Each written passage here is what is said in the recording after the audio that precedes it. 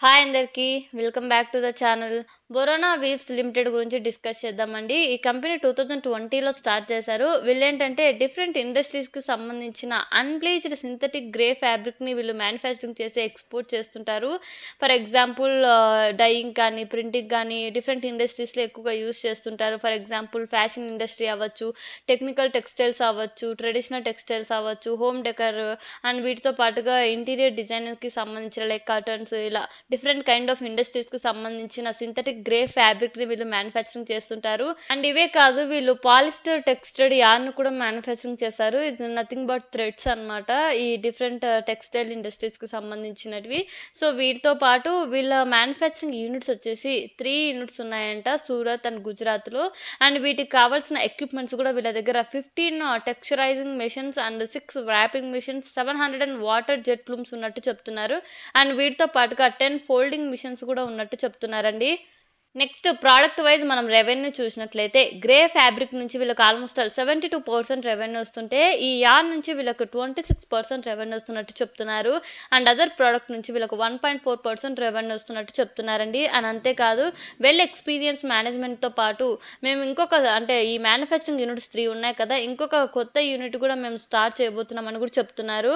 Next ఈ company యొక్క overall revenue కూడా మనం అబ్జర్వ్ చేసినట్లయితే ఫినాన్షియల్ ఇయర్ 23కి 135 క్రోడ్స్ ఉంటే ఫినాన్షియల్ ఇయర్ 24కి 199 క్రోడ్స్ పైగా ఇంక్రీజ్ అయింది. అండ్ ప్యాట్ అబ్జర్వ్ చేసినట్లయితే 23లో 16 క్రోడ్స్ పైగా ఉంటే 24కి 23 క్రోడ్స్ పైగా అయితే ఇంక్రీజ్ అయిందండి. అండ్ రెవెన్యూ ప్రకారంగా overall equity, capital and margin ప్రకారంగా చూసినా వీళ్ళు బెటర్గా పర్ఫామ్ చేస్తున్నారు.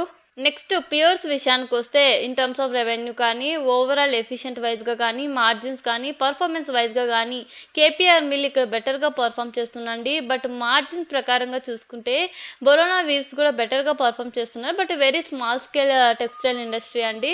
సో గ్రోత్ పరంగా చూసుకున్నప్పటికీ కూడా బెటర్‌గానే పర్ఫామ్ చేస్తుంది. అండ్ వీళ్ళొచ్చిన వాల్యూస్ కూడా అంత చీప్‌గా అయితే లేవు. బెటర్‌గా అట్రాక్టివ్‌గానే కోట్ చేస్తున్నారు.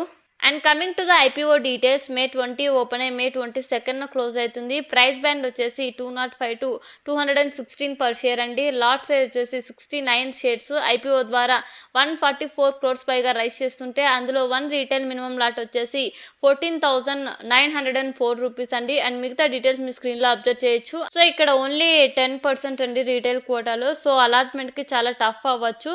సో ఓవరాల్ పర్ఫార్మెన్స్ వైజ్గా కూడా మనం చూసినప్పటికీ కంపెనీ బెటర్గానే పర్ఫామ్ చేస్తుంది. అండ్ రిస్క్ పరంగా చెప్పాలంటే ఓన్లీ ఈ గ్రే ఫ్యాబ్రిక్ ఏదైతే ఉందో ఈ పర్టికులర్ ప్రోడక్ట్ నుంచి వీళ్ళకి ఎక్కువ రెవెన్యూ వస్తుంది కాబట్టి, సో ఆ పర్టికులర్ ప్రోడక్ట్ నుంచి రెవెన్యూ రాకపోయినా ఆర్ఎల్స్ ఆ పర్టికులర్ ప్రోడక్ట్ క్యాన్సిల్ అయిన ఆర్డర్స్ వీళ్ళకి రెవెన్యూ అండ్ ఓవరాల్ బిజినెస్ మీద కూడా ఇంపాక్ట్ పడే అవకాశం ఉంటుంది.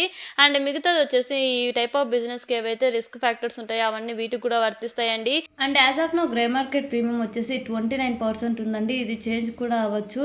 అండ్ నేనైతే ఐపీఓలో పార్టిసిపేట్ చేస్తున్నాను. ఒకవేళ మీరు చేయాలనుకుంటే మీ ఓన్ అనాలిసిస్ ఆర్ఎల్స్ మీ ఫినాన్షియల్ అడ్వైజర్తో కనెక్ట్ అయిన తర్వాత డిసిషన్ తీసుకోండి.